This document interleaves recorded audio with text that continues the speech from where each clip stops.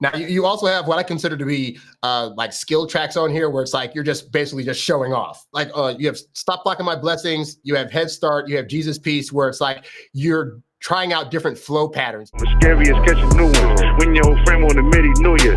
Out the DR, they'll Betty boop ya. Half of my life been a heavy user. Now they just say I be getting to it. Cause lately I don't do messy, cause messing with Messi, ask Eddie, they just abuse ya. Gave him an inch and they kept the ruler. In terms of getting into the groove of things, like how was that? Because I remember I heard an Instagram show that you did where you were talking about how like you were out there like literally like sweating it out as you were rapping. Like what was it like getting back into form of trying to rap and do these various tracks where you're trying to show off your skill set? I think a lot of it had to do with kind of staying healthy. You know what I mean? Like for the most part, I had a lot of college that I was doing, so I didn't always get to go to the yard like the way I wanted to, especially towards the end of the bid. But I used to jog and do my little well, I still do jog, and for the most part, like my regimen, pull ups, push ups, sit ups, stuff like that. So when it was time to record, I just had a lot of energy, you know what I mean? So it wasn't as difficult as you might one might seem. I never really like went a long period of time where I didn't at least write a rhyme or say a rhyme. If I wasn't saying something that I wrote or singing something that I was working on, like I was listening to regular music, you know what I mean? And so I was singing that or saying that, you know what I mean? So when it's time to get in the booth, you just kind of kick in this gear, And I feel like so I record stuff myself. I get like once you're in the mind frame, it's just like that's all your focus is just to try to just get it done. Yeah. So it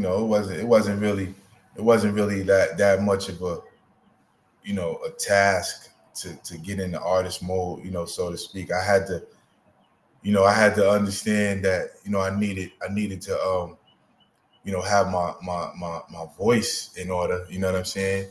So that was probably, but like I said, like it was the way it happened. It kind of happened progressively. So I was able to get into it more and more. The songs became more, intricate. It became, I started to do more things as songs went, the time went by. So. Did you find that it was like recording as an older guy was different from recording when you were first starting out?